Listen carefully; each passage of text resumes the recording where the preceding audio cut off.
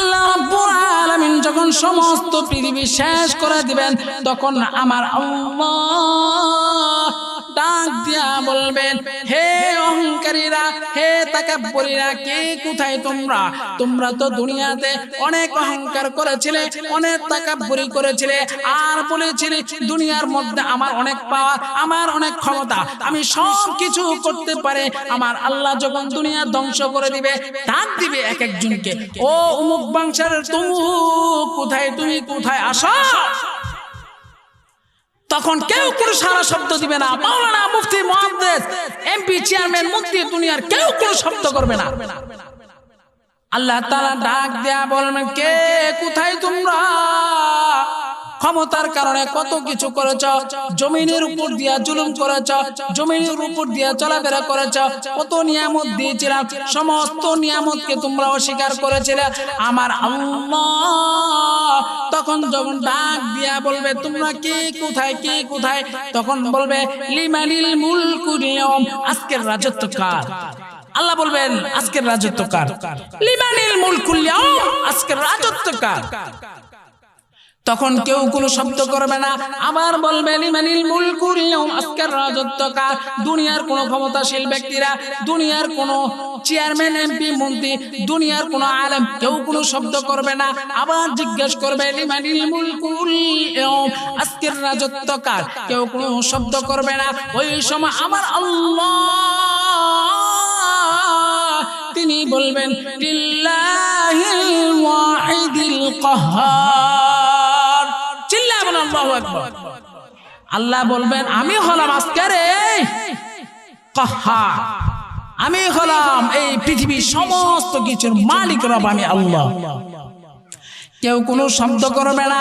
এমন সময় রে ভাই, কেউ যখন কোনো শব্দ করবে না, আল্লাহ তাআলা তারপরে কোটি কোটি বছর চলে যাবে, তারপরে আমার আল্লাহ দুনিয়ার মধ্যে হাসর নাসর শুরু হয়ে যাবে। তখন মানুষের বিচার টিচার শুরু হবে।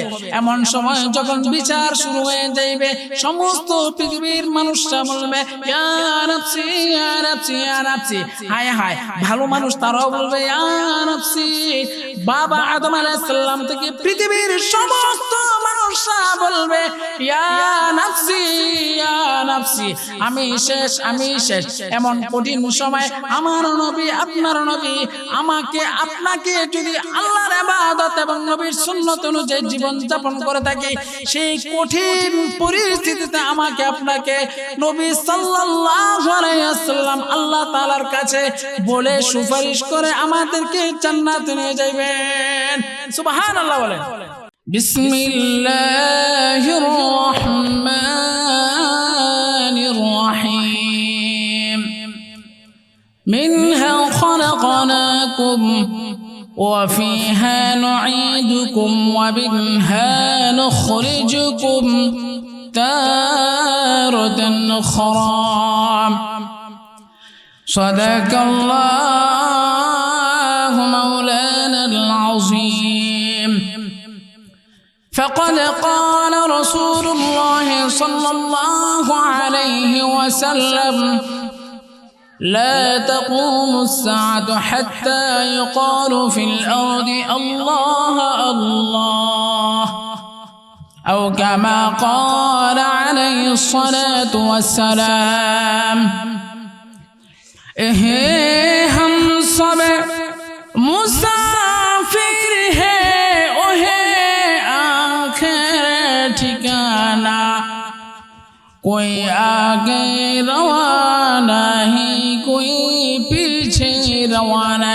बलागल उलम बिकमालिह, कशफत दुजा बिजमालिह, حسنت جميع خصاله، صلوا عليه وآله। সকলে মুহাব্বতের সাথে দুরূদ শরীফ পড়ি। আল্লাহুম্মা সাল্লি আলা মুহাম্মাদিন ওয়া আলা আলি মুহাম্মাদ কামা সাল্লাইতা আলা ইব্রাহিম ওয়া আলা إبراهيم إنك حميد مجيد اللهم بارك على محمد وعلى آل محمد كما باركت على إبراهيم وعلى آل إبراهيم إنك حميد مجيد সম্মানিত মুআজ্জাজ হাজিরিন মাদানী মাদ্রাসা এন্ড ইসলামিক একাডেমি আজকের এই মুহূর্তে মাহফিলে আমাদেরকে আসা বসা কিছু কথা বলা এবং শোনার মতো তৌফিক দান করেছেন যে আল্লাহ জাল্লা শানুহু তিনার দরবারে আমরা সকলে উচ্চ সুরে দিল থেকে শুকর আদায় করি আলহামদুলিল্লাহ। সম্মানিত মুআজ্জাজ হাজিরিন আমরা সর্বপ্রথম কেন আল্লাহ তাআলার কাছে শুকর আদায় করলাম আমি তার ছোট্ট একটি ঘটনা আপনাদের সাথে শেয়ার করি। আল্লাহ রাব্বুল ইজ্জত তিনি কালামুল্লাহ শরীফে বলেছেন আমার কোনো বান্দা যখন আমার নাজ নিয়ামত পায় পাওয়ার পর আমার ওই বান্দাটা যখন বলে আলহামদুলিল্লাহ চিল্লা বলেন আলহামদুলিল্লাহ আমার আল্লাহ বলেন আমার কোনো বান্দা যখন শুকর আদায় করে আমি রব্বুল আলামিন সাথে সাথে খুশি হয়ে যাই এবং তার জন্য আমি আল্লাহ আরেকটা নিয়ামত দেই সেই যেন ভালো কাজটা করতে পারে সকলে বলে সুবহানাল্লাহ। এই যে দেখেন আমার মতো আপনার মতো অনেক মানুষ আছে না এখানে আসতে পারতেছে না মাইকের আওয়াজ তাদের কানে বারবার যাচ্ছে এই যে বাজারের মধ্যে অনেক মানুষ এখানে আছে কিন্তু সবাই আসতে পারে না আল্লাহ যাকে পছন্দ করে তাকেই এই দ্বীনি মুহতি মাহফিলের মধ্যে আসার সুযোগ করে দিয়ে সকলে সুবহানাল্লাহ। বিশেষ করে আমি বলতে চাই আজকের এই মুহতি মাহফিলটা প্রতিদিন হবে না আপনি যদি চান কালকে হবে সেটা হবে না আজকের এই মুহতি মাহফিলকে যারা সুন্দর করার জন্য এত সুন্দর আয়োজন করেছেন আল্লাহ রাব্বুল আলামিন তাদেরকে কবুল আর মঞ্জুর করে সকলে সুবহানাল্লাহ আমিন। আমি কালামুল্লাহ শরীফ থেকে একটি আয়াত তেলাওয়াত করেছি যে আয়াতের মধ্যে আল্লাহ রাব্বুল ইজ্জত ঘোষণা করেছেন মিনহা খালাকনাকুম ওয়া ফিহা নুঈদুকুম ওয়া মিনহা নুখরিজুকুম তারাতান উখরা। আল্লাহ তাআলা এই আয়াতের মধ্যে কি বলেছেন আল্লাহ রাব্বুল আলামিন ফার্স্টে বলেছেন মিনহা খালাকনাকুম আমি রব্বুল আলামিন তোমাদেরকে মাটি থেকে সৃষ্টি করেছি। কিসের থেকে আল্লাহ তাআলা আমাদেরকে সৃষ্টি করেছেন মাটি থেকে। আল্লাহ তাআলা বলেন মিনহা খালাকনাকুম ওয়া ফিহা নুঈদুকুম ওয়া মিনহা নুখরিজুকুম তারাতান উখরা। আমি আল্লাহ তোমাদেরকে মাটি থেকে আমি সৃষ্টি করেছি আবার আমি রব্বুল আলামিন পুনরায় তোমাদেরকে মাটির ভিতরে প্রবেশ করাইব আমি আল্লাহ তারপর আবার সে মাটি থেকে তোমাদেরকে বের করে নিয়ে আসব। আল্লাহ রাব্বুল ইজ্জত এই যে আজকে দেখেন দুনিয়ার মধ্যে আমি এসেছি কত নিয়ামত আমার জন্য আল্লাহ রাব্বুল আলামিন আমাকে কত নিয়ামত দিয়েছে আমি আপনি যদি চিন্তা করতে থাকি আমার জীবন শেষ হয়ে যাবে তারপরও আমার আল্লাহর নিয়ামতের গণনা শেষ করতে পারবো না ঠিক কি না। কেমন নিয়ামত একটু চিন্তা করলে বুঝতে পারবেন। আমার আল্লাহ তাআলা তিনি বলেন হে আমার বান্দা আমি আল্লাহ তোমাদেরকে মাটি থেকে সৃষ্টি করেছি তোমাদেরকে এমন এক দুনিয়ার মধ্যে পাঠাইলাম যে দুনিয়ার মধ্যে গিয়ে তোমরা আমার ইবাদত বندگی করবা। আমার আল্লাহ তিনি কালামুল্লাহ শরীফের মধ্যে বলে দিয়েছেন আলাস্তু বিরাব্বিকুম আমি কি তোমাদের রব নয়। পৃথিবীর সমস্ত মানুষ আমরা যখন রূহ জগতে ছিলাম সেই রূহ জগতের মধ্যে আল্লাহ যখন জিজ্ঞাসা করেছিল আমি কি তোমাদের রব নয়, মানুষরা সবাই বলেছিল ক্বালু বালা। ক্বালু বালা মানে কি? ক্বালু বালা হচ্ছে হে আল্লাহ আপনি হলেন আমাদের রব, আপনাকে ছাড়া কোনো মালিক নেই, আপনাকে ছাড়া কোনো রব নেই। আল্লাহ আপনি আমাদের প্রভু পরওয়ারদিগারে আলম আল্লাহ। তখন আমাদেরকে জিজ্ঞাসা করেছিল বান্দা এমন এক জগতের মধ্যে তোমাদেরকে পাঠাইব যে জগৎ থেকে তোমরা নেক আমল নিয়ে আসতে হবে, যদি না নিয়ে আসতে পারো তাহলে তোমাদের জন্য কঠিন আযাব রয়েছে। আজকে দেখেন আমি এই জমিন থেকে, আমি মাটি থেকে সৃষ্টি হয়েছি, আমার আল্লাহ এই জমিনের উপর আমাদেরকে চলার মতো সুযোগ করে দিয়েছেন। আমার আল্লাহ কেমন দয়ালু একটু চিন্তা করলে বুঝতে পারবেন। এই সমাজের মধ্যে, এই এলাকার মধ্যে আমার বাবারা ছিলেন, দাদারা ছিলেন, আত্মীয় স্বজন ছিলেন, এক এক করে সবাই কবরের দিকে রওনা হয়েছে। অথচ আমি এই জমিনে চলাফেরা করে, আমি এই জমিনে হাঁটা চলাফেরা করতেছি আমার আল্লাহ, অথচ আমরা এইভাবে জীবনটা সময় নষ্ট করতেছি।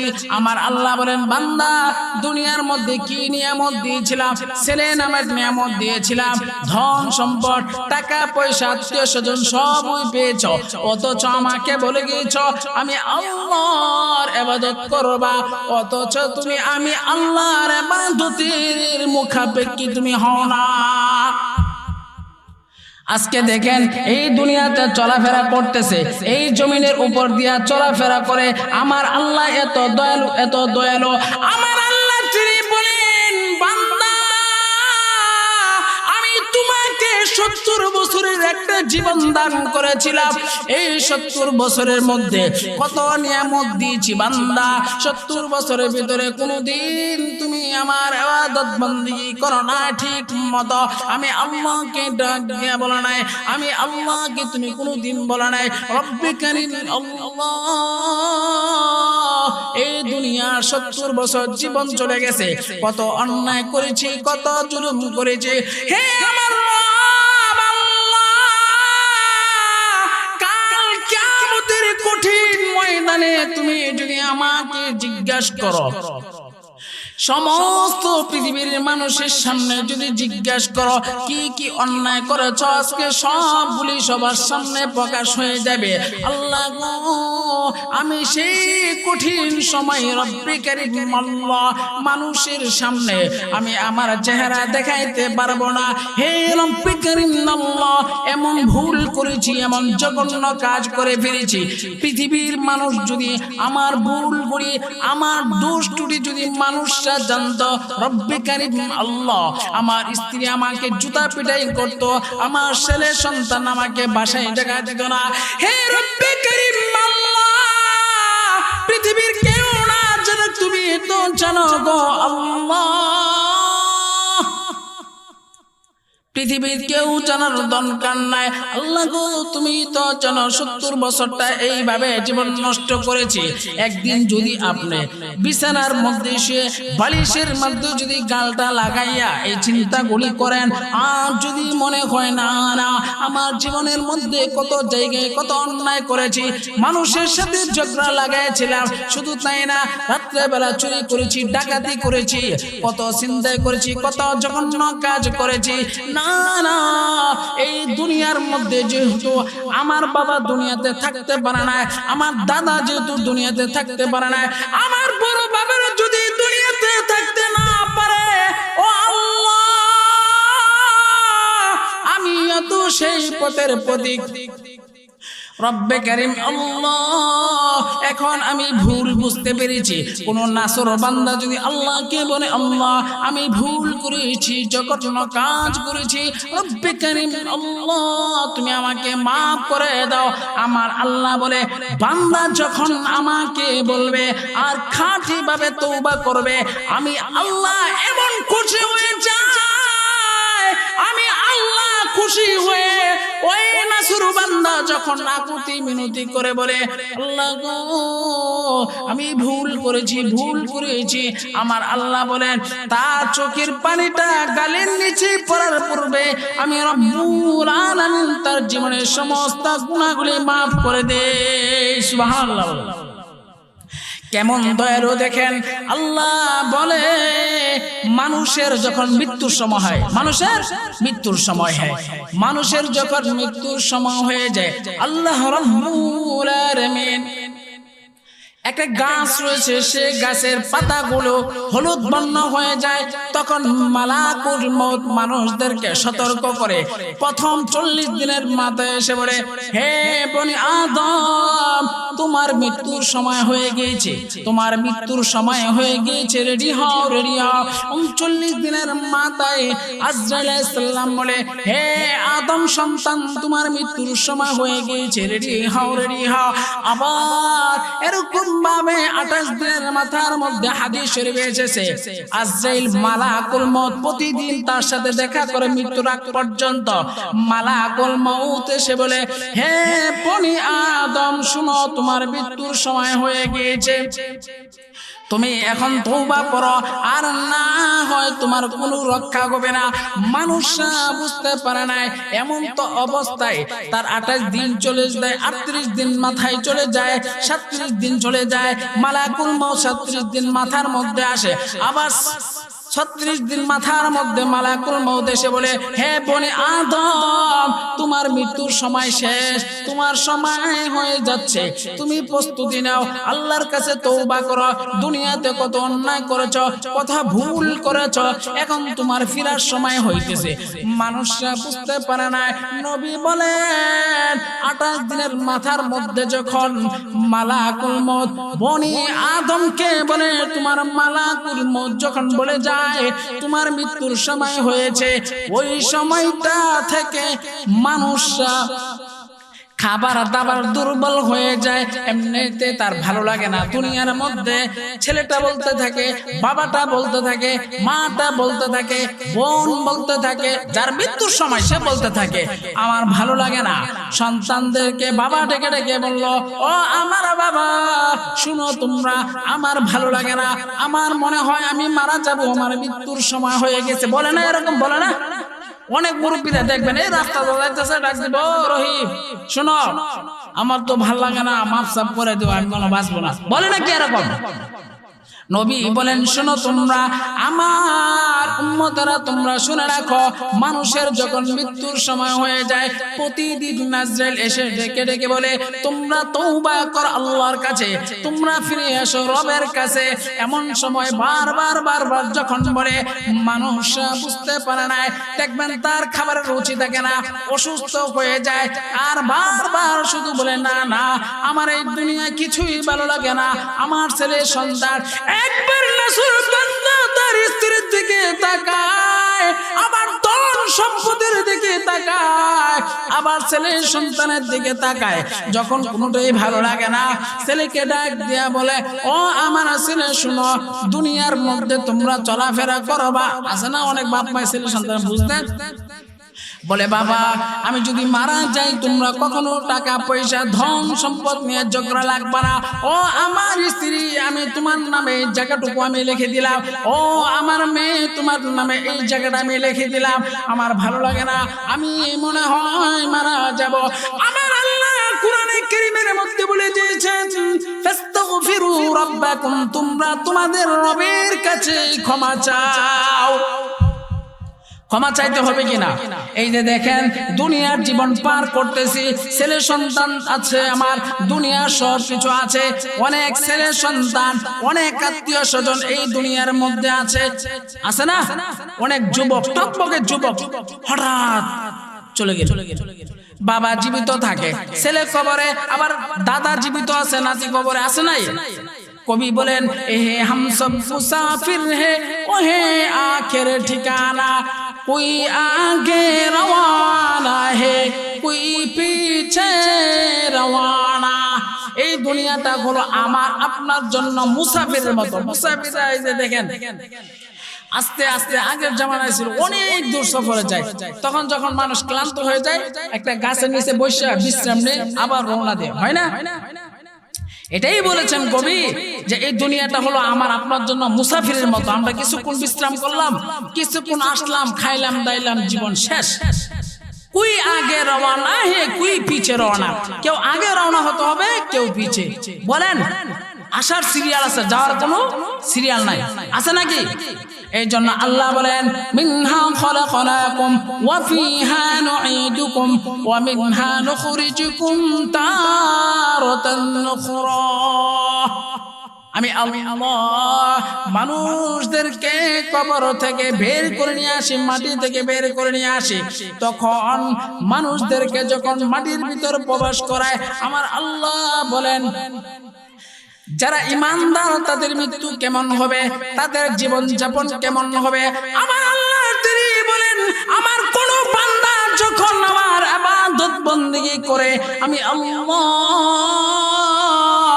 আজরাইলকে বলে ও আজরাইল তুমি যাও দুনিয়াতে যাও, যাও গিয়া দেখো অমুক এলাকার মধ্যে আমার একজন প্রিয় বান্দা আছে যে কিনা শুধু আমার ইবাদত বندگی করেছে, হালাল ভাবে চলাফেরা করেছে, হালাল ভাবে উপার্জন করেছে, হারাম পন্থায় যায় না। আমি আর কোরআনের কথা আমার কথা যখন আলোচনা হয় তো ওয়াজ মাহফিলে সমস্ত কাজ কর্ম থেকে ফারেক হয়ে আমার দ্বীনি কথা শুনেছে, আমি আল্লাহ কেমন দয়ালু সেইগুলো শুনেছে, আমার আযাব কেমন সেইগুলো শুনেছে, আমি আল্লাহ সব সময় আমি আল্লাহর ইবাদত বندگی করেছে। আজকে দেখেন প্রচন্ড শীতের মধ্যে, প্রচন্ড শীতের মধ্যে আল্লাহ তাআলার বরত্ব মহত্ব নিয়ে আলোচনা করতেছি, অথচ আমার আপনার মতো অনেক মানুষ এই জায়গার মধ্যে নাই, ঘোরাফেরা করতেছে। আমার আল্লাহ এমন কঠিন সময়ের মধ্যে নবী বলেছেন আমার কোন উম্মত যখন দ্বীনি মাহফিলের মধ্যে বসে ভালো ভালো কাজ করে, হালাল ভাবে উপার্জন করে, হারাম পন্থায় যায় না, কোনদিন নামাজ ছাড়ে না, আমার ইবাদত করতে করতে আল্লাহ বলেন আমার ইবাদত করতে করতে তার জীবনটি শুধু আমার জন্য পার করেছে, আমি আল্লাহ আজরাইলকে বলি আজরাইল যাও যাও জান্নাত থেকে সাদা একটা রুমাল নিয়ে যাও, এই রুমালটার মধ্যে আল্লাহ তাআলা এমন এমন এমন সুগন্ধি যুক্ত আতর ব্যবহার করে দিবেন যেখানে শুধু ঘ্রাণ করবে। এমন সময় ঈমানদার বান্দার কাছে আসবে আজরাইল, আসার পরে ডাক দিয়া বলবে হে নফস তুমি বের হয়ে আসো, বের হয়ে আসো। রুমালটা নিয়ে তার এখানে লাগানো হবে, লাগানোর সাথে সাথে এমন সুগন্ধি যুক্ত এমন গন্ধ, এমন সুগন্ধি যুক্ত এমন গন্ধ, এই যখন গন্ধটা সে শুনবে সাথে সাথে ঘুমায়া যাবে। তখন আল্লাহ তাআলা বলেন এমন আমার বান্দার জন্য তুমি এই আয়াতটা শোনায় দাও, ইয়া আয়াতুহান নাফসুল মুতমাইন্নাহ ইরজিই ইলা রাব্বিকি রাদিয়াতাম মারদিয়াহ ফাদখুলি ফি ইবাদি ওয়াদখুলি জান্নাতি। সকলে সিল্লা বলি সুবহানাল্লাহ। আল্লাহ বলেন আমার যখন কোনো বান্দা ঈমানদার হবে, নামাজ ছাড়বে না, হালাল ভাবে চলাফেরা করবে, তার জন্য পবিত্র আত্মা আল্লাহ নিজে ঘোষণা করে দিয়েছেন তার রূহটা আস্তে আস্তে সুন্দর করে বের হয়ে চলে আসবে। আমার আল্লাহ বলেন কোন নাসুর বান্দা যখন আমি 60 বছর জীবন দিয়েছিলাম, হালাল ভাবে চলাফেরা করে নাই, ডাকাতি করেছে, রাহাজানি করেছে, বাবা খেয়েছে, ফেন্সি খেয়েছে, আমি আল্লাহর দিকে ফিরে আসে নাই, ওই নাফরমান বান্দার যখন রূহটা আজরাইল বের করবে সে দেখবি কুষ্টি কালো এমন ব্যক্তি দাঁড়িয়ে আছে, সে থর থর থর থর করে কাঁপতে থাকবে, আর দেখবেন বড় বড় চোখ করে তাকায় থাকে আর বলবে হাই হাই এটা কে। তখন এমন পিপাসায় ধরবে ভাই, আমার নবী বলেন মানুষের মৃত্যুর সময় এমন পিপাসার্ত হবে, ওই সময় যদি তার যদি সারা পৃথিবীর পানি তাকে খাওয়ার জন্য পান করার জন্য দেয়, তারপরও তার তৃষ্ণা তো মিটবে না। এটা হলো যে নামাজ পড়ে না, আল্লাহর হুকুম ধরে না, ওই ব্যক্তির জন্য ওই সময় দেখবেন মানুষরা যখন মৃত্যুর সময় হয়ে যায় চোখ বড় বড় করে তাকায়, আছে না? আবার দেখুন অনেকে পায়খানা করে দেয়, ভয় যে নামাজ পড়ছে, ইবাদত বন্দেগী করছে। আল্লাহ বলেন তোমার জন্য আমি আল্লাহ পৃথিবীর সমস্ত কিছু রেখে দিয়েছি। আজকে দেখেন অনেক মানুষ নামাজ পড়ে না, রোজা রাখে না, আরেকজন নামাজ পড়ে ওরে খুশা, হ্যাঁ আবার এই করে সেই করে। আল্লাহর ইবাদত বন্দেগী নিয়ে আমি আপনার খুশানোর কি? চোর কি নামাজ পড়তে পারবে না? তার কি অধিকার নাই? আল্লাহ কি নিষেধ করছে? ডাকাত সে নামাজ পড়তে পারবে না? সবাই নামাজ পড়তে পারবে। এই জন্য কোন নাসুর বান্দা যখন দুনিয়াতে ভালোভাবে চলাফেরা করবে, আল্লাহ তাদেরকে বলবেন রূহটা ভালোভাবে বের হয়ে চলে আসবে। আর যে দুনিয়ার মধ্যে ভালোভাবে চলাফেরা করে না, আমার আল্লাহ ডাক দিবেন, মালাকুল মউতকে পাঠাইবে। মালাকুল মউতকে দেখে সে ভয়ে থরথর করে কাঁপবে। ওই সময় তার কোনো কাজে আসবে না, দুনিয়ার টাকা পয়সা কোনো কাজে আসবে না, ধন সম্পদ কাজে আসবে না, আমার চেয়ারম্যানগিরি মুফতিগিরি আমি যদি ইমানদার এবং আমলি আলেম না কই, মাওলানা না কই, আমার মৃত্যুর সময় আমার যদি মুখ দিয়ে কালিমা না আসে, তাহলে এই আলেম, এই চেয়ারম্যান, এমপি, মুফতি দুনিয়ার ক্ষমতায় কোনো কাজে আসবে না, ঠিক কিনা? এই জন্য বুঝতে হবে মালাকুল মউত যখন চলে আসবে, পৃথিবীর কোনো ব্যক্তি যদি বলে যে আরে মালাকুল মউত তুমি আমার এক সপ্তাহ পরে আমার মৃত্যু দাও, যদি বলে যে আমি তোমার 200 কোটি টাকা দিই তুমি আমার এক সপ্তাহ পরে মৃত্যু দাও, কোনো কাজে আসবে? কোনো কাজে আসবে না। মৃত্যু তোমার আমার সবার পিছনে ঘুরে, আমরা বুঝি না। ছেলে সন্তান পরীক্ষা, ধন সম্পদ পরীক্ষা, ক্ষমতা পরীক্ষা, আলেম মাওলানা সব কিছু পরীক্ষা। আমার আল্লাহ যে দিন ধরবে সেই দিন পৃথিবীর কোনো শক্তি আমাদের জন্য কোনো উপকার আসবে না, আমার কোনো উপকারই আসবে না। পৃথিবীর সমস্ত, এই যে কিছুদিন পূর্বে আমাদের ভূমিকম্প হয়েছে না, কই ক্ষমতাশীল ব্যক্তিরা সবাই তো দৌড়ায় নিচে চলে আসছে, আসে নাই? কি ব্যাপার? তুমি এত ক্ষমতা, তুমি এত ক্ষমতাশীল, তুমি সব কিছু পারো, অথচ আমি আল্লাহ শুধু একটি ঝাঁকুনি দিছি, জমিনের মধ্যে শুধু একটা ঝাঁকুনি দিছি, এতেই তোমরা ভয়ে থরথর করতেছো। আজকে আমার আপনার ক্ষমতা কোথায়? এই জন্য আল্লাহ তাআলা বলেন আমার কোন বান্দা যখন ইবাদত বন্দেগী করে আসবে, তোমরা যারা দাঁড়ায় আছো সবাই বসো, এই দাঁড়ায় থেকে ছোট ভাইরা, আমার আল্লাহ বলেন আমার কোন বান্দা যখন ইবাদত বন্দেগী করে আসবে, আমি আল্লাহ এমন খুশি হয়ে যায়, আমি আল্লাহ ফেরেশতাকে কবরের মধ্যে পাঠায়, ফেরেশতাকে বলে ও আমার ফেরেশতা যাও আমার এই বান্দাটাকে গিয়ে তোমরা প্রশ্ন করো, দেখো আমার এই বান্দার কোনো আমলনামা ঠিক আছে কিনা, ইবাদত বন্দেগীতে কোনো ঠিক আছে কিনা। কবরের মধ্যে দুইজন ফেরেশতা আসে তাকে উঠায়, ওঠানোর পরে জিজ্ঞেস করে মার রব্বুকা, তোমার রবকে। ইমানদার হলে সে বলে আল্লাহ, যদি বেঈমান হয় সে বলে লা আদরি, আমি জানি না আমার রবকে, আমি জানি না, আমি তো তার ইবাদত বন্দেগী করি না। আবার জিজ্ঞাসা করে দ্বিতীয় প্রশ্ন ওয়ামা দীনুকা, তোমার দিন কি? সে যদি ইমানদার হয় সে বলবো আমার দিন হলো ইসলাম। আর যদি নাসর বান্দা, যদি নাফরমানি হয় সে বলবে লা আদরি, আমি জানি না। আবার নবীর দিকে ইশারা করে বলবে এ তুমি কি ওনাকে চিনো নাকি? নাসর বান্দা যদি ইবাদত বন্দেগী করে থাকে, ইমানদার হয় সে বলবে উনি তো আমার নবী মুহাম্মদ সাল্লাল্লাহু আলাইহি ওয়াসাল্লাম। আর যদি বেঈমান হয় সে বলবে লা আদরি, আমি জানি না আমার রবকে, আমি জানি না আমার দিন কি, আমি জানি না আমার নবীকে। এমন সময় নাসর বান্দা যখন না করবে, আল্লাহ বলেন ওই নাফরমানের জন্যই আমি কবর থেকে আযাব শুরু করে দেই। আর যে ইবাদত বন্দেগী করে আল্লাহ বলেন ও ফেরেশতারা শোনো আমার এই বান্দাটা দুনিয়ার মধ্যে কবির রজনীতে প্রচন্ড শীতের মধ্যে থরথর করে কাঁপতো, এরপরও আমি আল্লাহকে কখনো ভুলে নাই। রাত্রিবেলা কত আরামের ঘুম, পৃথিবীর মানুষরা ঘুমায় থাকে, আমার এই বান্দাটা ঘুমায় না, আমাকে স্মরণ লেগেছে। প্রচন্ড শীতের মধ্যে জামাটাকে সরাইয়া সে ইবাদত বন্দেগী করেছে, আমার নামাজকে ছাড়ে নাই। ও আমার ফেরেশতারা, আমি কি আমার বান্দাটাকে জাহান্নামে পাঠাইবো নাকি? ফেরেশতারা বলবে আল্লাহ গো না না না, সে দুনিয়াতে অনেক কষ্ট করেছে। আল্লাহ সাথে সাথে বলবে তার কবরটাকে জান্নাতের সাথে অ্যাডজাস্ট করে দাও। চিল্লায়া সুবহানাল্লাহ বলে।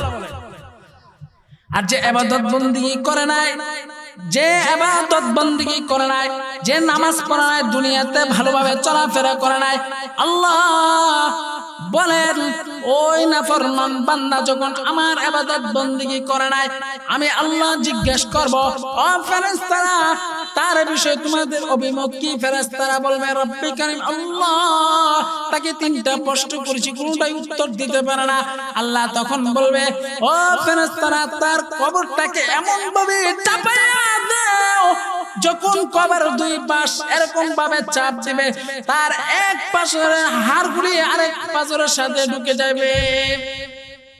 তখন আল্লাহ তাআলা ফেরেশতাদেরকে বলবে তোমরা তার কবরটাকে জাহান্নামের সাথে অ্যাডজাস্ট করে দাও, জাহান্নামের সাথে অ্যাডজাস্ট করে দাও। তখন নাসুর বান্দা দেখবে হাই হাই এমন সাপ আসতেছে, একটা ধ্বংসন করে। হাদিস শরীফের মধ্যে এসেছে একটা সাপ যদি একটা কামড় দিত, পৃথিবীর মানুষ যদি অনুভব করত এই যে দুনিয়ার ধন সম্পদ টাকা পয়সা ছেলে সন্তান সব লাথি মেরে জঙ্গলায় চলে যায়।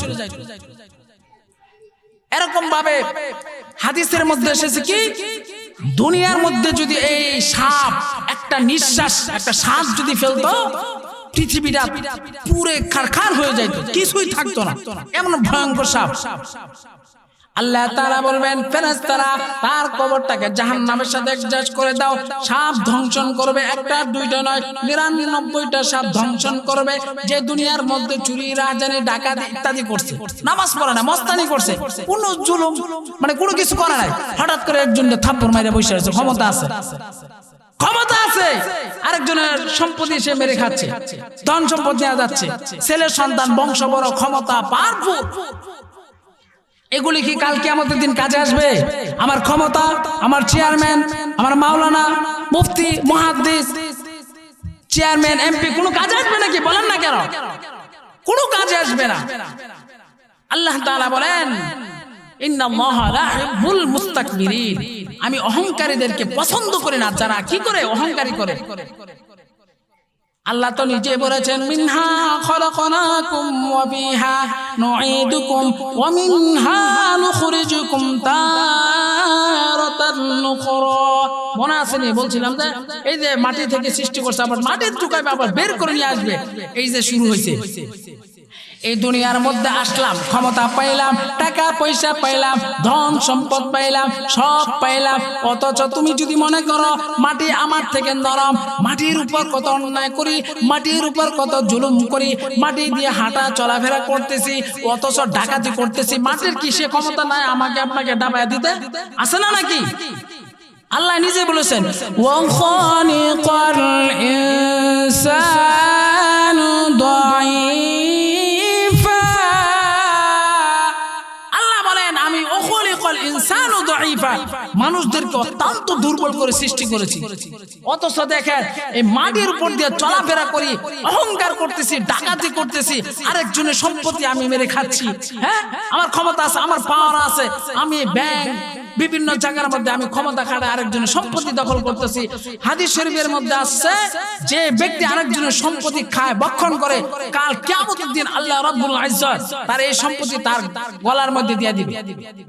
যখন গলার মধ্যে ঝুলায় দিবে, সে আস্তে আস্তে 7 তবক জমিনের নিচে ডুবে যাবে।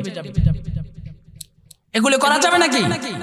করা যাবে না, মাটি থেকে বের করে নিয়ে আসবে। এরপরে নাফরমানকে যখন আল্লাহ রাব্বুল ইজ্জত বলবে জাহান্নামের সাথে জাশ করে দাও, নাসুর বান্দা চিৎকার মারবে আর বলবে আল্লাহ আল্লাহ গো, এমন ভয়ঙ্কর আযাব আগে তো দেখি না। হে রব্বে করিম আল্লাহ, আগে যদি জানতাম এমন আযাব হবে কবরে, রব্বে করিম আল্লাহ, দুনিয়ার মধ্যে তো ছেলে সন্তান আমার লাগতো না, দুনিয়ার মধ্যে আমি বিবাহ শাদী করতাম না, আমি ইবাদত বন্দেগী শুধু করতাম, রব্বে করিম আল্লাহ এখন এসেছি রব্বে করিম আল্লাহ, কবরের এমন ভয়ঙ্কর দেখে আমার নিজেরই শেষ আল্লাহ, আমাকে কেউ বাঁচাইতে পারবে না।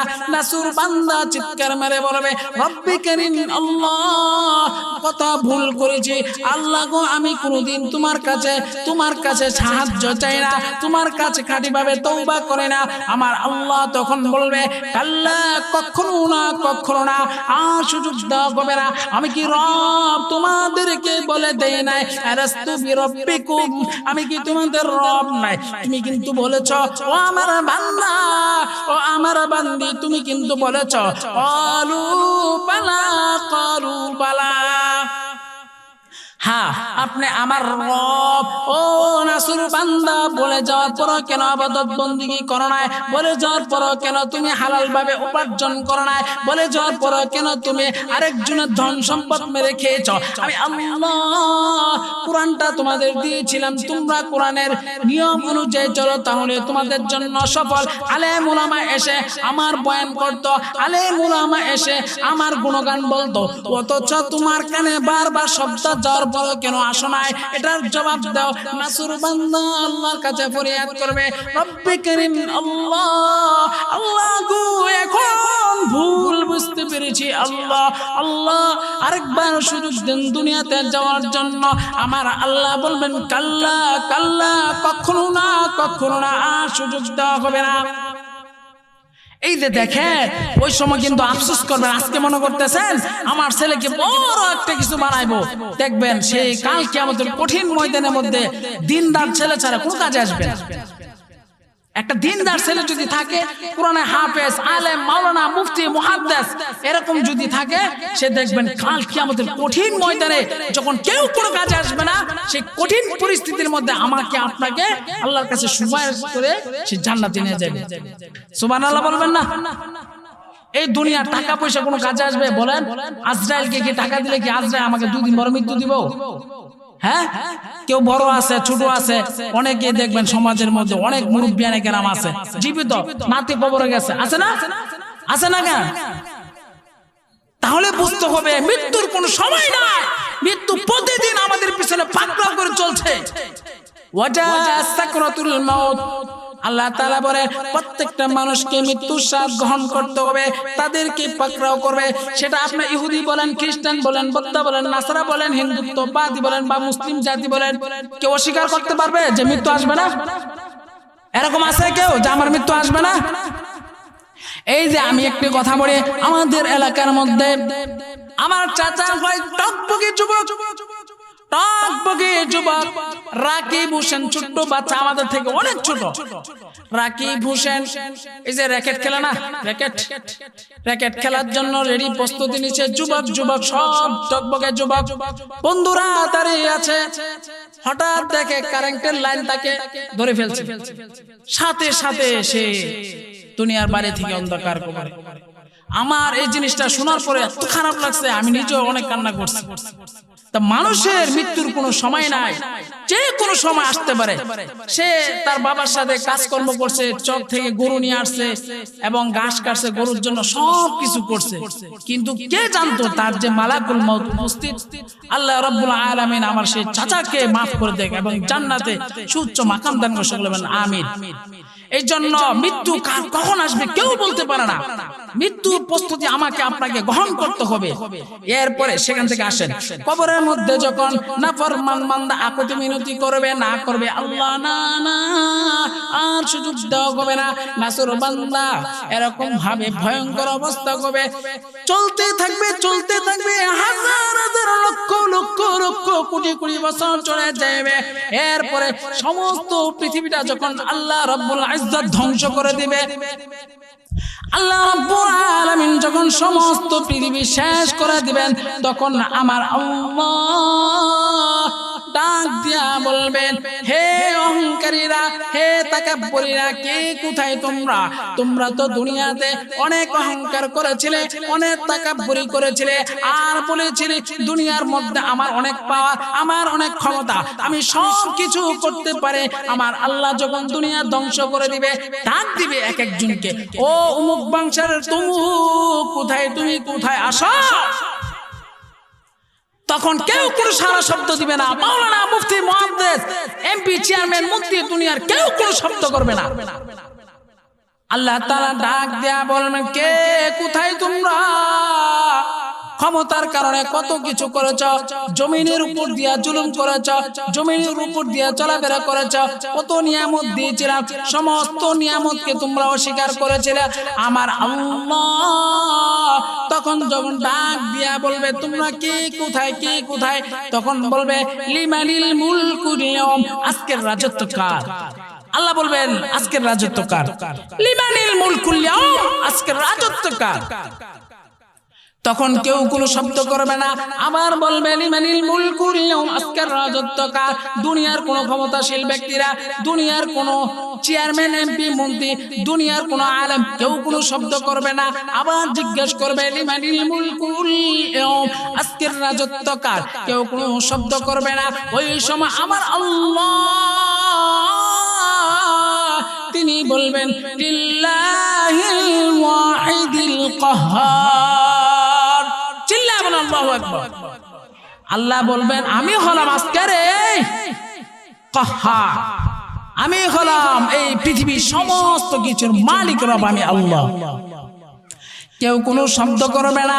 এমন সময় রে ভাই, কেউ যখন কোনো শব্দ করবে না, আল্লাহ তাআলা তারপরে কোটি কোটি বছর চলে যাইবে, তারপরে আমার আল্লাহ দুনিয়ার মধ্যে হাসর নাসর শুরু হয়ে যাইবে। তখন মানুষের বিচার টিচার শুরু হবে। এমন সময় যখন বিচার শুরু হয়ে যাইবে, সমস্ত পৃথিবীর মানুষরা বলবে, ইয়া নাফসি, ইয়া নাফসি, ইয়া নাফসি। হায় হায়, ভালো মানুষ তারাও বলবে, ইয়া নাফসি। বাবা আদম আলাইহিস সালাম থেকে পৃথিবীর সমস্ত মানুষরা বলবে, ইয়া নাফসি, ইয়া নাফসি, আমি শেষ, আমি শেষ। এমন কঠিন সময় আমার নবী, আপনার নবী, আমাকে আপনাকে যদি আল্লাহর ইবাদত এবং নবীর সুন্নাত অনুযায়ী জীবন যাপন করে থাকি, সেই কঠিন পরিস্থিতিতে আমাকে আপনাকে নবী সাল্লাল্লাহু আলাইহি ওয়াসাল্লাম আল্লাহ তাআলার কাছে বলে সুপারিশ করে আমাদেরকে জান্নাতে নিয়ে যাবেন। সুবহানাল্লাহ বলেন। কেমন ওই সময় দেখেন, যদি কোনো দিনদার ছেলে সন্তান থাকে, এমন দিনদার সন্তান, মানুষ যে যখন হিসাব টিসাব শেষ হইবে, ছেলে সন্তানরা যখন আমলি হবে, কোনো আলেম হবে, মাওলানা হবে, ছেলে সন্তানরা জান্নাতে যাওয়ার জন্য আল্লাহ বলেন, ও আমার বান্দা তুই জান্নাতে যাও। তখন নাসুর বান্দা সামনে সামনে অগ্রসর হইবে, পিছনে তাকায় দেখবে তার আম্মা তাকায় রয়েছে তার দিকে, আর বাবাকে ডাক দেবে, আমার ছেলে শোনো, দুনিয়ার মধ্যে তো বাবা আমি তোমাকে অনেক লালন পালন করেছিলাম, আজকে আমি একটি নেকির কারণে জান্নাতে যেতে পারি না। এমন কঠিন পরিস্থিতির মধ্যে যদি দিনদার সন্তান হয়, এই দিনদার সন্তানটা আল্লাহ তাআলার কাছে বলবে, রব্বি কারীম, আল্লাহ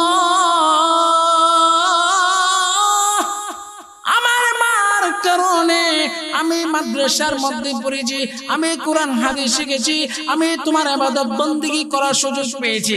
রব্বে কারীম আল্লাহ তুমি বলো না আমার মাকে ছাড়া আমি কিভাবে জান্নাতে যাই?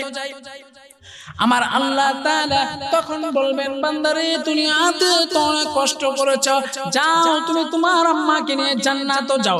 এবার জান্নাতে রওনা দিবে, হঠাৎ করে পিছনে তাকিয়ে দেখবে, হায় হায় আমার বাবা ডাকতেছে আমাকে, ও আমার সন্তান আব্দুল্লাহ, একটু একটু তাকায় দেখো আমি তোমার বাবা। সন্তান তাকায় দেখবে তার বাবা, হাই হাই জাহান্নামের কাঠগড়া উপস্থিত। এবার রব্বে কারীম আল্লাহ বলবে আব্দুল্লাহ যাও তুমি জান্নাতে যাও। আব্দুল্লাহ আল্লাহকে বলবে রব্বে কারীম আল্লাহ বলো না তুমি আমার বাবার জন্য আমি মাদ্রাসায় পড়তে পেরেছি, উনি যদি আমাকে টাকা পয়সা না দিত, উনি যদি আমাকে সাহায্য না করতো, রব্বে কারীম আল্লাহ আমি তো লেখাপড়া করতে পারতাম না, আমি তোমার ইবাদত বন্দেগী করতে পারতাম না। আমার আল্লাহ তাআলা ডাক দেয়া বলবেন আব্দুল্লাহ যা যা তুই তোর বাবাকে নিয়ে জান্নাতে রওনা দে। সুবহানাল্লাহ বলে। এবার বাবা এবং মা দুইজনকে নিয়ে রওনা দিছে। হঠাৎ আবার তাকায় দেখবে হাই হাই আমার বোন আমাকে ডাকতেছে। আমার ভাই ডাক দিয়ে বলে ভাই আমরা তো জাহান্নামের কাঠগড়ায়, আমাদেরকে তুমি আমাদেরকে জান্নাতে নিয়ে যাও না। এবার আল্লাহর কাছে ডাক দিয়ে বলবে রব্বে কারীম আল্লাহ দুনিয়ার মধ্যে তোমার কত ইবাদত বন্দেগী করেছি, আরামের ঘুমটাকে হারাম করে রব্বে কারীম আল্লাহ শুধু তোমার ইবাদত বন্দেগী করেছি। আল্লাহ আমার ভাইটা জাহান্নামের কাঠগড়ে আটকে আছে। রব্বে কারীম আল্লাহ ভাইটা আমাকে কত সহযোগিতা করেছে। হে আল্লাহ আমার বোনটা আমার জন্য খাবার নিয়ে গিয়েছিল, আল্লাহ আমার বোনটা আমার জন্য কত সহযোগিতা করেছে। রব্বে কারীম আল্লাহ আমরা একই কম্বলের নিচে ঘুমিয়েছিলাম, ও আমার রব আল্লাহ এমন আদরের বোন আদরের ভাইটাকে আমি রেখে কিভাবে জান্নাতে যায়। আমার আল্লাহ বলবেন বান্দা যা তোমার যাকে যাকে মন চায় তাকে তুমি নিয়ে জান্নাতে রওনা দাও। কেমন এক জগৎ আসবে একটু চিন্তা করে দেখেন। আল্লাহ যখন বলবে যাও তোমার বোনকে নিয়ে তুমি যাও, ভাইকে নিয়ে যাও, বাবা মাকে নিয়ে যাও, যাকে যাকে মন চায়, আবার রওনা দিবে। হঠাৎ করে পিছনে তাকিয়ে দেখবে এলাকার একজন মুরব্বী যে কিনা মাদ্রাসায় পড়া অবস্থায় আমাকে একটু সহযোগিতা করছে। কেমন সহযোগিতা? মনে করেন যে একটা বাচ্চা সে লেখাপড়া করতেছে, এখন টাকা পয়সার দরকার কিন্তু টাকা পয়সা নাই, হেল্প সহযোগিতা করছে। এটা ছাড়া তো একটা দিন সে মাদ্রাসায় লেখাপড়া করে হঠাৎ করে শয়তানের দোকানের মধ্যে পড়ে সে লেখাপড়া বন্ধ করে দিছে। এখন যদি আপনি তার একটু বুঝাইয়া আবার মাদ্রাসায় দেন বা আপনি একটু জেহান শক্তি বা বুদ্ধি খাড়ান যে তার বাবার সাথে একটা পরামর্শ করেন যে সন্তানটা তো এলমে দিন শিখছে লেখাপড়া করছে কিন্তু এখন তো আর যায় না, তাকে একটু পরামর্শ করে মাদ্রাসার মধ্যে পাঠালেন, একটু বুদ্ধি খাটালেন। এমন তো অবস্থায় ওই ব্যক্তিটা যখন এতটুকু বুদ্ধির কারণে কাল কিয়ামতের কঠিন ময়দানে যখন কেউ কোনো কাজে আসবে না তখন এরকম ভাবে ডাক দিয়ে বলবে রব্বে কারীম আল্লাহ এই মুরব্বির কারণে আমি লেখাপড়া করেছি, এই মুরব্বির কারণে আমি ইলমে দ্বীন শিখতে পেরেছি, আল্লাহ আমার এই দাদাটাকে তুমি আমার সাথে জান্নাতে দাও। বলবে সুবহানাল্লাহ। পুস্তকবি দুনিয়া কারোর জন্য চিরস্থায়ী নাই। এই যে আবু জাহেল উদ্বা সাইবা তারা দুনিয়ার মধ্যে অনেক ক্ষমতা দেখাইছে না, দেখাইছে কিনা বলেন না কেন? অনেক ক্ষমতা দেখাইছে, তারা কি দুনিয়াতে টিকতে পারছে? ফেরাউনকে আল্লাহ তাআলা কি হায়াত দিছিল না 313 বছর? ফেরাউনের দীর্ঘ লম্বা সময় পাইছে, সে আল্লাহর ইবাদত বন্দেগী করে না, পাহাড়ের চিপার মধ্যে পড়ে সে এরকম কান্না করতো, আল্লাহ আমি তো জানি তুমি আমার রব, আমি তো জানি তুমি আমার খোদা, কিন্তু মানুষের সাথে আমি বলছি আনা রব্বুকুমুল আলা, আমি সবচেয়ে বড় খোদা, মানুষের সাথে বলছি আল্লাহ তুমি এটা দাও। আল্লাহর কাছে সে চুপচাপে গিয়া এই পাহাড়ের চিপার মধ্যে এরকম সেজদার মধ্যে পড়ে কান্না করতো, আল্লাহ তুমি আমার এটা দাও, আমার উম্মতেরা, মানে সে উম্মত বলতো, উম্মত যে আমার জাতিরা তারা আমার কাছে এটা চাচ্ছে ওটা চাচ্ছে, আল্লাহ তুমি একটু দাও, তুমি যদি না দাও আমি তো কারো কাছে নিতে পারবো না, আল্লাহ আমি তো জানি তুমি রব, তুমি খোদা, তুমি আমার রব সৃষ্টিকর্তা। পাহাড়ের চিপার মধ্যে পড়ে কান্নাকাটি করতো, কিন্তু সে মানুষদেরকে বলতো আনা রব্বুকুমুল আলা, এত পাওয়ার, এত ক্ষমতা, এত শক্তি কিছুই রইল না। এই জন্য আমি কিন্তু শুরু থেকে বলেছি মিনহা খলাকনাকুম ওয়া ফিহা নুঈদুকুম ওয়া মিনহা নুখরিজুকুম তারাতান উখরা। আমি আপনি যতই চেষ্টা করি না মৃত্যু থেকে কেউ পলায়ন করতে পারবে না। ফেরাউনের ঘটনা কিয়ামত পর্যন্ত দুনিয়াতে থেকে যাবে। আমার আপনার যদি সেখান থেকে যদি শিক্ষা গ্রহণ না করতে পারি, আমি আপনি যদি মনে করি আমার মৃত্যুর কোনো সময় নেই, আমি অনেক বছর পর মারা যাব, তাহলে কি আমরা ভুল পথে আছে না? আমার বাবারা এই দুনিয়াতে চলাফেরা করছে না, অনেক মুরব্বী গ্রামে এখানে উপস্থিত, আপনাদের বাবারা কি এই দুনিয়াতে এই রাস্তায় চলাফেরা করছে না? কিন্তু তারা কবরে। আমার আপনার সবার সেই কবরের দিকে ধাবিত হতে হবে। আমার বাবা দাদা যে পথের প্রতীক, আমরা সে পথের প্রতীক। এই জন্য বুঝতে হবে দুনিয়ার কোন ক্ষমতা, দুনিয়ার কোন লোভ লালসা আমাকে মৃত্যু থেকে কেউ বাঁচাতে পারবে না। ফেরাউন এত ক্ষমতা পাওয়ার পরও সে নিজের দাবি করছে আমি রব্বুকুমুল আলা, আনা রব্বুকুমুল আলা, আমি সবচেয়ে বড় কথা, তোরা আমার রব কর। আল্লাহ কয় ফেরাউন তোরে এত ক্ষমতা দিলাম, তোরে আল্লাহ আমি এমন দয়া করছি, আমি শুধু একবার চাইছি তুই আমার কাছে কও যে আল্লাহ আমি ভুল করছি, আল্লাহ আমি তোমার কাছে ফিরে আসতে চাই। আল্লাহ এই আশায় আসিল, কিন্তু ফেরাউন সে অহংকার করে বলেছে আমি রব, আমি হলাম খোদা, তোরা আমারে খোদা কর। যারা দুনিয়াতে অহংকারী করবে দেখবেন তাদের মৃত্যুর সময় কি বড় বড় চোখ এবং হা করে মারা যায়।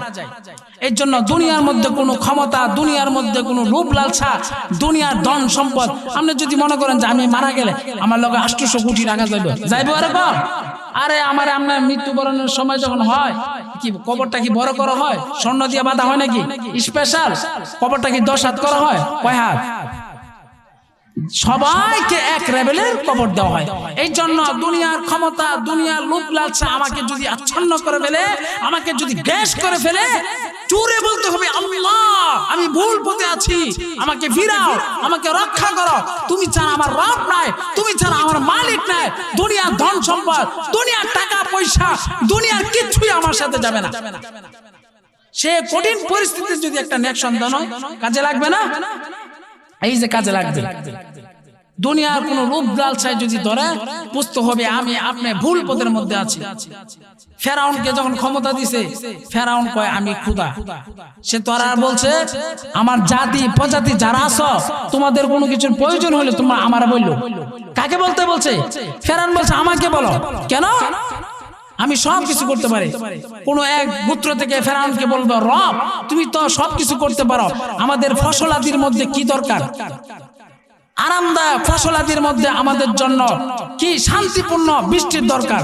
ফেরাউন কবির রজনীতে পাহাড়ের চিপার মধ্যে পড়ে কান্নাকাটি করে ফেরাউন রব্বে কারিম আল্লাহ, ফেরাউন বলে আল্লাহ আমি তো তোমাকে সৃষ্টিকর্তা হিসেবে মানে, তোমাকে মানে, কিন্তু মানুষকে আমি প্রকাশ করতে পারি না, আমি প্রকাশ করতে পারি না। আমি জানি তুমি দুনিয়া সব কিছু করো, আমি জানি, আমার বিশ্বাস আছে, কিন্তু মানুষকে আমি বলে দিয়েছি আমি হলাম সবচেয়ে বড় খোদা, আমার চেয়ে বড় খোদা নাই, আমি হলাম রব। ফেরাউন বলে আমার আল্লাহ বলে ফেরাউন রে তোর এত দয়া করেছি, কিন্তু তুই দেখি উল্টা পুল্টা, তুই দেখি তোর নিজের মন কথা করস। হ্যাঁ আবার কয় আল্লাহ দুনিয়া তুই দিয়া দেন, আমার আখেরাত লাগবে না, আপনি ওইখানে আমার জান্নাত দিয়া দেন। মানুষকে বইলা লাগছে, উপায় নাই। ফেরাউন সেজদার মধ্যে পড়ে আল্লাহর কাছে চায়, বলে আল্লাহ অমুক গোত্র থেকে আমাকে কি করেছে, আমাকে রহমতের বৃষ্টির জন্য বলেছে, আমাকে তুমি বৃষ্টি দাও, আর যদি কালকে বৃষ্টি না দাও আমার কোনো উপায় নাই। ফেরাউন সেজদার মধ্যে পড়ে কান্নাকাটি করে, পিছনে হঠাৎ করে তাকায় দেখে হায় হায় একজন লোক দেখা যায়, পিছনে তাকায় দেখ কিরে আমি যে আরেক খোদার ইবাদত বন্দেগী করি, কি জানি না লাইলো নাকি মানুষ? হ্যাঁ আরে আপনি কইতাছেন যে অমুক মিটিং এর মধ্যে যাওয়া যাইতো না, আপনি নিষেধ করছেন যে কোনোভাবে ওখানে যেতে পারবে না তোমরা, কিন্তু আপনি নিশ্চয়ই গিয়ে উপস্থিত, লিডার উপস্থিত। এখন লিডার সে বলে সবচেয়ে বড় খোদা, আবার সে গিয়ে দেয় আরেক খোদার ইবাদত বন্দেগী করে, পিছনে তাকায় দেয় হাই হাই এটা কেডা? মানুষ দিতে আর আইছে, আজকে কি আমার গুমর ফাঁস হয়ে গেল নাকি? ভয়ে থর থর থর থর করে কাঁপতাছে। তখন তারা জিজ্ঞাসা করছিল যে হে ফেরাউন, কোন গোলাম যদি মুনিবের সাথে বেয়াদবি করে তাকে কি করা উচিত? তখন ফেরাউন কি বলছে জানেন? সে বলছিল যে তারা এই নীল নদের তীরে চুবায় মারা উচিত। কি বলছে? একটা এই যে মিশরের নীল নদ আছে, এই নীল নদের তীরে চুবায় মারা উচিত। তখন তিনি বললেন যে তোমার এই কথা আমি বিশ্বাস করি না, তুমি একটা কাগজ দিয়েছিল, এই কাগজের মধ্যে বলছে সাইন করো। তখন ফেরাউনে ভয়ে থরথর করে একটা সাইন করছিল, বুঝছেন? এরপরে আর কোনো ঘটনা নাই, ফেরাউন বুঝতেছে না যে আরে এটা কি ঘটনা ঘটলো, কিছুই তো বুঝতেছি না। ফেরাউনের যখন মৃত্যুর সময় হয়ে গেল, ক্ষমতা ক্ষমতা ক্ষমতা ক্ষমতা দুনিয়া দুনিয়া হয়ে গেল। আল্লাহ তাআলা তাকে সময় দিয়েছিল তুই আমার দিকে ফিরে আয়, কিন্তু ফেরাউন যখন ফিরে আসলো না, আল্লাহ রাব্বুল ইজ্জত মূসা আলাইহিস সালামকে ফেরাউন কত চেষ্টা করেছে হত্যা করার জন্য। বনি ইসরাইলের অনেক মানুষকে, ছোট ছোট বাচ্চাদেরকে হত্যা করেছে, কিন্তু আমার আল্লাহ যা ইচ্ছা তাই সৃষ্টি করতে পারে না? আল্লাহ তো নিজেই বলছেন ইয়াখলুকু মা ইয়াশা,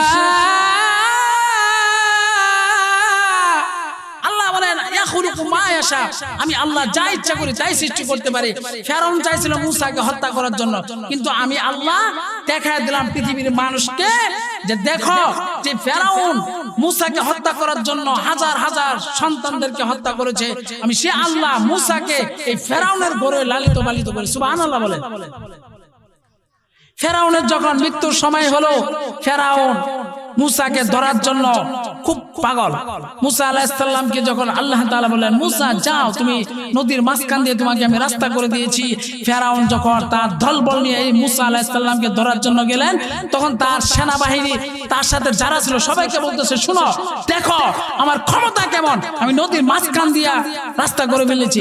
যখন সে নদীর মাঝখানে গেল, আহা মূসা আলাইহিস সালাম নদীর ওই পার, আর ফেরাউনকে পানি এমন গুরুনি মারছে, আর ফেরাউন হায় শেষ। তখন তার মুখ দিয়ে কালিমা বের হতেছিল, সে বলতেছে কালিমা পড়ার চেষ্টা করতেছে, তখন জিবরাইল আলাইহিস সালাম আইসা তার মুখের মধ্যে কাদা ঢুকাই দিছে, সে আর কালিমা পড়তে পারে না। পরে এই হাতের মধ্যে দেখাইলো, এই যে একটা সাইন করছিল না, মনে আসেনি?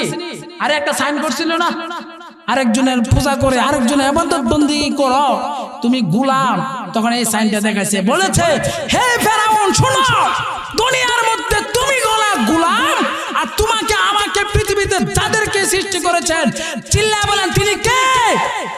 আমাদের রব আল্লাহ। এই দুনিয়ার মধ্যে দুনিয়ার ক্ষমতা, দুনিয়ার ধন সম্পদ, আমাদের থেকে বড় শক্তিশালী বা আমাদের থেকে বড় লিডার আর কেউ নাই। আমরা যদি এমন মনে করি তাহলে কি আমরা ভুল পথে আছি না? ফেরাউন কি এমন মনে করছিল না? যার কারণে নীল নদের তীরে চুবায়া চুবায়া তারা মারছে। সে কিন্তু নিজেই বলছে যারা আল্লাহর মানে গোলাম হয়ে সে মনিবের বেয়াদবি করে তাকে কি করতে হয়? নীল নদের তীরে চুবায়া চুবায়া মারতে হয়। আল্লাহ রাব্বুল ইজ্জত এরকম ভাবে জিবরাইল আলাইহিস সালামের মাধ্যমে আজরাইলকে দিয়া চুবায়া চুবায়া এই নীল নদের তীরে তারে হত্যা করছে। এই জন্য বুঝতে হবে দুনিয়ার মধ্যে যদি আমি মনে করি আমার চেয়ে বড় ক্ষমতাশীল, আমার চেয়ে বড় ধন সম্পদ, আমি মৃত্যুবরণ করব না, আমার টাকা পয়সা আছে, আমার আত্মীয় স্বজন আছে, আমার দুনিয়া অনেক কিছু আছে, তাহলে আমার আপনার বুঝতে হবে যে আমরা ভুল পথে আছি, ভুল পথে আছি। সন্তান নেক সন্তান দুনিয়াতে একটা তৈরি করে যান, নেক সন্তান একটা বানায় যান, এই নেক সন্তানের বদলতে আল্লাহ আপনাকে আমাকে জান্নাত দিবেন। দুনিয়ার মধ্যে যদি ভুল পথে হাঁটি চলাফেরা করি, আমি যদি মনে করি না হ্যাঁ আমি যে পথে আছি সে পথই ঠিক, সে পথটাই রিয়েল, তা আমরা ভুল পথে আছি না, সেখান থেকে ফিরে আসতে হবে। আল্লাহ তো এই জন্য ডাকে বান্দারা আসো তোমরা আমার দিকে আসো, অথচ আমি আপনি সবাই নিজের মন করা চলাফেরা করি। এই জন্য আমি আপনাদেরকে একটি কথা বলবো, সে কথাটি হচ্ছে দুনিয়ার মধ্যে যতদিন থাকবো প্রত্যেক দিন 20 বার নবী বলেছেন কোন ব্যক্তি যদি কোন উম্মত যদি আমার 20 বার যদি মৃত্যুর কথা স্মরণ করে তার জন্য জান্নাত ওয়াজিব হয়ে যায়। সিল্লা বলে সুবহানাল্লাহ। আমার যখন কোন গুনাহের কাজের মধ্যে যাই দেখবেন গুনার থেকে কাজী থেকে যখন ফিরি আমার ভালো লাগে না, হয় কিনা এরকম? যদি ভালো না লাগে এটা আপনার আমার ইমানের বহিঃপ্রকাশ। গুনাহ থেকে ফিরার সাথে সাথে রব্বি কারীমকে বলতে পারবো না যে আল্লাহ আমি ভুল করে ফেলেছি, আল্লাহ এটা আমি বুঝতে পারি নাই। আমার আল্লাহ বলেন আমার বান্দারা যখন এইভাবে আকতি মিনতি করে আমি আল্লাহ তার জীবনের গুনাহগুলি মাফ করে দিই। সুবহানাল্লাহ। এখন আমি যে কথাটা বলবো সেটা হচ্ছে এই দুনিয়ার মধ্যে নেক সন্তান যদি রেখে যান, কাল কিয়ামতের কঠিন ময়দানে আমার আপনার কাছে আসবে। আজকে দেখেন এত সুন্দর একটা মজমা হয়েছে না? এই মজমার মধ্যে কিন্তু সবাই আসতেও পারে না, বসতেও পারে না, কথা শুনতেও পারে না এবং বলতেও পারে না। আল্লাহ যাকে তৌফিক দেয়, আল্লাহ যাকে ইজ্জত দান করে সেই তো আসতে পারে, ঠিক কি না? এই দুনিয়া চলাফেরা সবকিছু আমার আপনার জন্য একটা ক্ষণস্থায়ী জিন্দেগি, ক্ষণস্থায়ী না? আল্লাহ তাআলা কোরআনে কারীমের মধ্যে বলে দিয়েছেন যে মানুষ শোনো, তোমরা এই দুনিয়াতে আমি রব্বে কারীম আল্লাহ তোমাদেরকে সৃষ্টি করে পাঠিয়েছি দুনিয়ার মধ্যে, তোমরা যেন আমার ইবাদত বন্দি করো। আজকে দুনিয়া সব পাইলাম কিন্তু ইবাদত বন্দি করি না। এটা না করার কারণ কি? কারণ একটাই, শয়তান আমাদের উপর ভর করে বসে আছে। শয়তান চায় সে যেন কোনো ইবাদত বন্দেগী না করতে পারে। আল্লাহকে বলেছিল রব্বে কারীম আল্লাহ, তোমার কোন উম্মত, তোমার কোন বান্দা, তোমার নবী, তোমার বন্ধুর কোন উম্মতদেরকে আমি জান্নাতে যেতে দিব না। এজন্য বুঝতে হবে, আমি যদি কোনো দুনিয়ার মধ্যে চলতে ফিরতে যদি কোনো ভুল হয়, সাথে সাথে কার কাছে তওবা করতে হবে? চিল্লায়ে বলেন, কার কাছে? আল্লাহ তাআলা আমাদের সবাইকে সেই গুনাহ এবং সেই ভুল থেকে ফিরে আসার তৌফিক দান করে। সকলে বলে আমিন। সম্মানিত মুআজ্জাজ হাজিরিন, আমি দীর্ঘক্ষণ যাবত আপনাদের সাথে আলোচনা করেছিলাম, এর মধ্যে যদি কোনো ভুল ভ্রান্তি হয়ে থাকে আল্লাহর রাস্তায় ক্ষমা করে দিবেন। আপনারা সকলেই ভালো থাকবেন, আমার জন্য দোয়া করবেন। ওয়া আখিরু দাওয়ানা আলহামদুলিল্লাহি রাব্বিল আলামিন। আসসালামু আলাইকুম ওয়া রাহমাতুল্লাহ।